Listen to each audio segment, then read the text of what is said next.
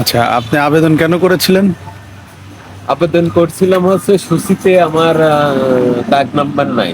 আচ্ছা, তো এই দাগ নাম্বার না থাকার জন্য আবেদন করেছেন, তাই হ্যাঁ, তো? দাগ কোন না। মৌজার জন্য এটা? এটা পাগলাদা মৌজা 102।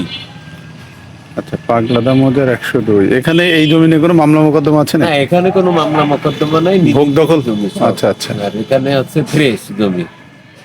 আচ্ছা, সব তো এই যে বাড়িঘর করা আর কি। হ্যাঁ, সব বাড়িঘর আমাদেরই বাড়িঘর সব। আচ্ছা, তো কখন দেখলেন যে এটা প্রবলেম আছে?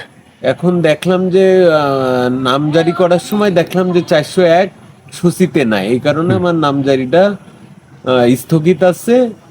তখনই বুঝলাম যে আমার তো এই ধরনের ভুল হলে তো সাধারণত কোর্টে মামলা করে, কিন্তু আপনি এসি ল্যান্ড অফিসে মামলা করলেন এটা কেন? নিজের ব্যক্তিগত বুদ্ধি দিয়েই বুঝলাম যে আসলে জমি সংক্রান্ত এগুলো হচ্ছে এসি ল্যান্ডেই সাধারণত সলিউশন হয় স্যার।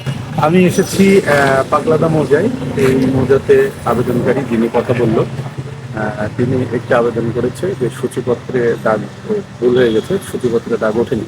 সাধারণত রেকর্ডে সিরিয়াল 1 থেকে শুরু হয়, এইভাবে মৌজা ম্যাপের সর্বশেষ দাগ পর্যন্ত এন্ট্রি থাকে, কিন্তু কোনো কারণে 401 দাগটা এন্ট্রি না থাকায় আমি সরজমিনে এসেছি এবং দেখছি যে এনার ভোগ দখল আছে কিনা এবং রেকর্ডপত্র মোতাবেক এই জমির মালিক ওনারা কিনা।